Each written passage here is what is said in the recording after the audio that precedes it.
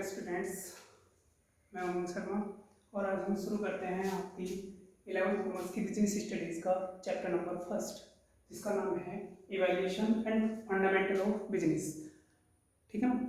सबसे पहले किसी भी चैप्टर को, किसी भी टॉपिक को आप स्टार्ट करते हैं तो सबसे पहले हमें क्या करना चाहिए कि उसके जो है ना चैप्टर के नेम के मीनिंग को समझ लेना चाहिए कि हम चैप्टर को पढ़ने का रीज़न क्या है, पढ़ क्यों रहे हैं उस चैप्टर को। तो हम देखें यहाँ पर इसके मीनिंग को देखते हैं। चैप्टर का नाम है evaluation and fundamental of business. अब हमारे सामने यहाँ पे इसके नाम सुनते ही दो वर्ड सामने आते हैं, what is evaluation and what is fundamental. देखो, फंडामेंटल होते हैं उसके कुछ बेसिक पॉइंट्स, ठीक है ना, या फिर हम बोले तो उसकी एक तरीके से आधार क्या था, उसकी उत्पत्ति कहाँ से हुई, कहाँ से वो पैदा हुआ। दूसरे नंबर पर आता है आपका इवैल्यूएशन। इवैल्यूएशन बोलते हैं धीरे धीरे धीरे धीरे उस का विकास किस तरीके से हुआ। तो हम यहाँ पर बात करेंगे बिजनेस के बारे में कि बिजनेस का जो आधार था वो क्या था, कहाँ से बिजनेस की शुरुआत हुई और किस तरीके से बिजनेस ने धीरे धीरे धीरे धीरे इतनी प्रोग्रेस की कि आज के टाइम में जो है ना इतना बड़ा रूप ले लिया कि आज के टाइम में हमें उसे बुक में पढ़ना पड़ता है। ठीक है, तो देखिए आज हम इसके चैप्टर को शुरू करने के लिए सबसे पहला जो टॉपिक पढ़ते हैं वो पढ़ते हैं ह्यूमन एक्टिविटीज़। ठीक है ना। ह्यूमन एक्टिविटीज़ होती क्या है, व्हाट आर ह्यूमन एक्टिविटीज़। देखो, all activities that are perform by humans, ठीक है ना, वे सभी एक्टिविटी जो ह्यूमन परफॉर्म करता है। सबसे बड़ी बात, ह्यूमन इन एक्टिविटीज को क्यों परफॉर्म करता है, इसे समझिए बात को।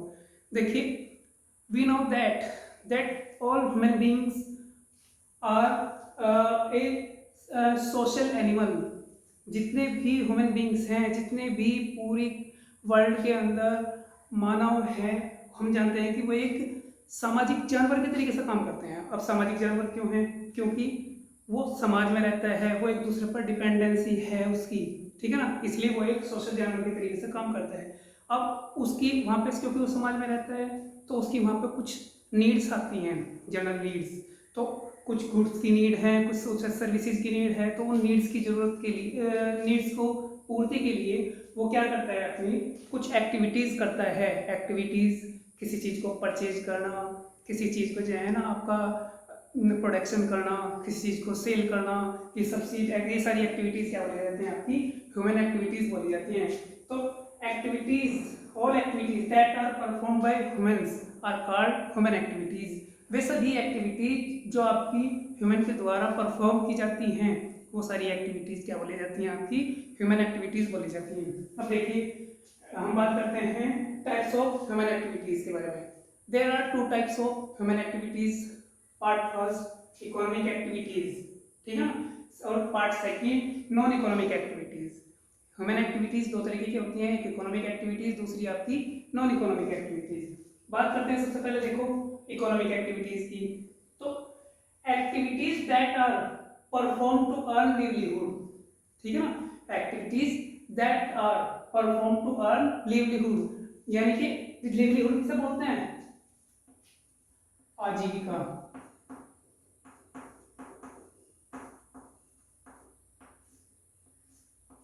आजीविका को बोलते हैं लिवलीहुड, यानी कि आजीविका बोलते हैं अपने जीवन को कमाने के लिए जिस मनी की जरूरत पड़ती है, ठीक है ना, जो हम उस मनी को कमाने के लिए एक्टिविटी परफॉर्म करते हैं वो बोली जाती हैं आपकी इकोनॉमिक एक्टिविटीज़। ऐसी कौन कौन सी एक्टिविटीज़ हैं जो हम पैसे को कमाने के लिए परफॉर्म करते हैं, ऐसी बहुत सारी एक्टिविटीज़ हैं। बच्चे आप खुद भी एग्जाम्पल मन में सोच सकते हैं। तो मैं बताता हूँ आपको, एक टीचर टीचिंग इन स्कूल, एक टीचर एक स्कूल में पढ़ाता है, क्यों पढ़ाता है, ताकि वो वहाँ से सैलरी ले सके और अपने जो है ना अपने आजीविका कमा सके, अपने घर को चलाने के लिए कुछ पैसे कमा सके।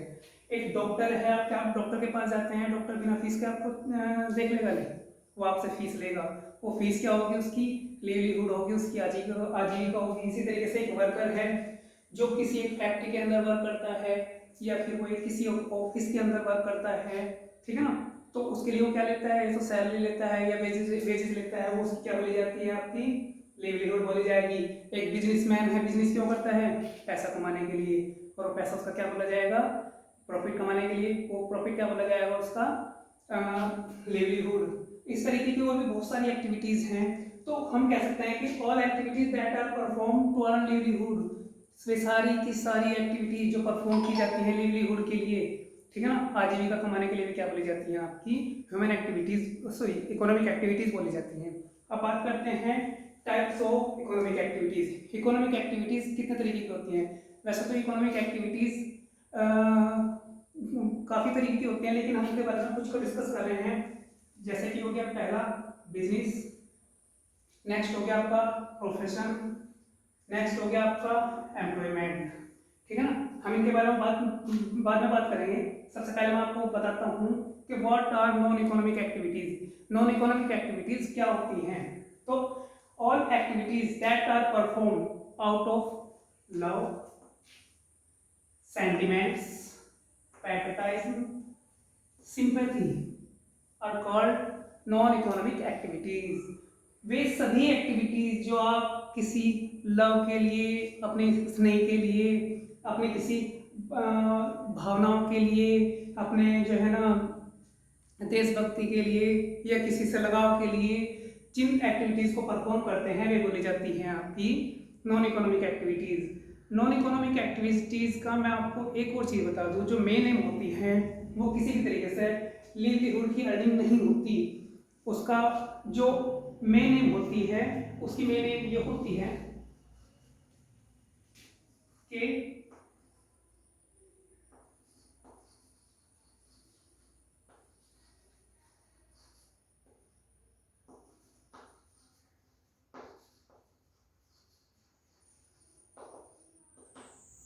वहां से आपको इन एक्टिविटीज को करने के बाद आपको एक साइकोलॉजिकल सेटिस्फेक्शन मिल जाए।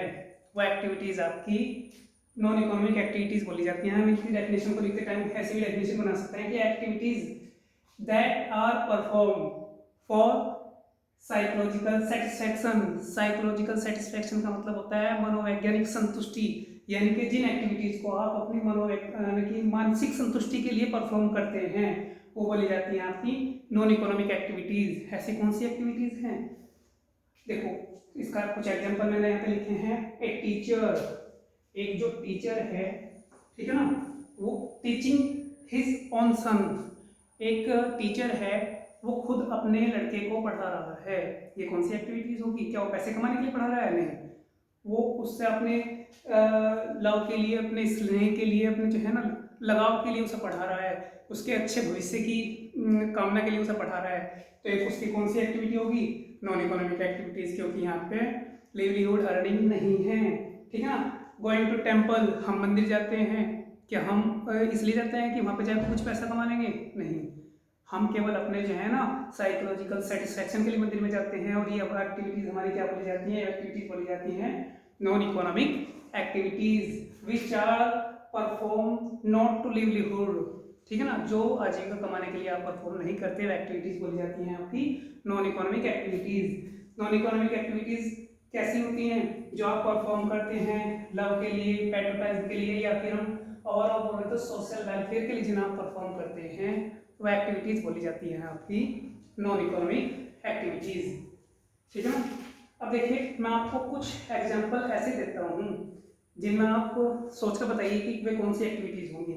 एक है मिस पंखुड़ी, ठीक है ना, वो दिल्ली यूनिवर्सिटी के अंदर एक लेक्चरर है, ठीक है ना, जिनकी सैलरी है ₹54,000 पर मंथ। तो मैं आपसे पूछता हूँ कि ये बताइए मुझे कौन सी एक्टिविटीज हैं, इकोनॉमिक और नॉन इकोनॉमिक, और कौन सी एक्टिविटी हैं और क्यों हैं? सोचो। अब देखो, क्योंकि जिस तरीके से मैं पढ़ा रहा हूँ इस तरीके से आपसे क्वेश्चन पुट अप करना सही नहीं होगा, नहीं है ये सब पॉसिबल है, इसलिए इनका आंसर मैं ही दे देता हूँ कि मिस्टर पंखुड़ी दिल्ली यूनिवर्सिटी में पढ़ा रही हैं, ठीक है ना, और उनकी मंथली सैलरी कितनी है? मंथली सैलरी है 54,000 पर मंथ। यहाँ से हमें क्या चीज़ पता लगती है कि वो किसी साइकोलॉजिकल सेटिस्फेक्शन के लिए नहीं पढ़ा रही, वो पढ़ा रही है किस चीज़ के लिए? टू अर्न लिवलीहुड, अपने जीवन यापन की जीवन को चलाने की पूर्ति के लिए उसे पढ़ा रही है वहाँ पे। तो एक्टिविटीज़ आपकी कौन सी बोली जाएंगी? Economic activities. एक और क्वेश्चन है कि मिस्टर कुणाल है, उन्होंने क्या किया कि उनके पास बहुत बड़ा खेत है और उसमें उन्होंने गेहूँ उगाए बहुत सारे। अब जितने भी गेहूँ उगाए थे उसमें से 20 कुंटल तो उन्होंने रख लिए अपने परिवार के लिए, परिवार में खाने पीने के लिए, ठीक है ना, और 2000 कुंटल को उसने मार्केट में सेल कर दिया। ध्यान दीजिएगा क्वेश्चन पे। उनका नाम था मिस्टर कुणाल। उन्होंने 2020 कुंटल जो थे ना, इस जो ईयर के आधार पे मैंने एक वो ले लिया बेस कि 2020 कुंटल उन्होंने जो था ना गेहूँ उगाया, और उसमें से 20 कुंटल्स तो रख लिया अपने परिवार के खाने के लिए पूरे साल के लिए, और 2000 कुंटल जो था उसने मार्केट में सेल करने के लिए निकाल दिया। अब आपसे यहाँ दो क्वेश्चन पुटअप किए जाते हैं। पहला क्वेश्चन ये है कि मिस्टर कुणाल ने जो 2000 क्विंटल गेहूं मार्केट में बेच दिया, वो उसकी कौन सी एक्टिविटी थी? वो उसकी थी इकोनॉमिक एक्टिविटी। हमें सिंपल ही पता लग गया।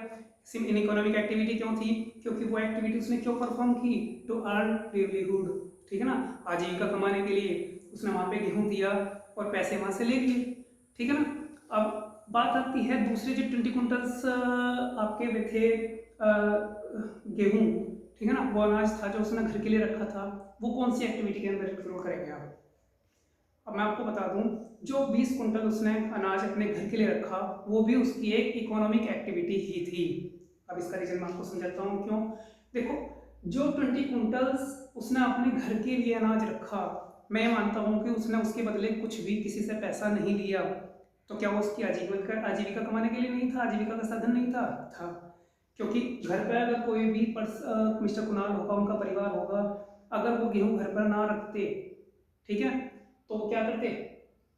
कहाँ से खाना खाते? तो वो भी तो उसकी जीविका का साधन है, उसके जीने का एक साधन है।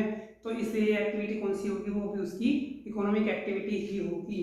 अब देखो, हम बात करते हैं नेक्स्ट, एक है मिस्टर विष्णु। मिस्टर विष्णु क्या करते हैं?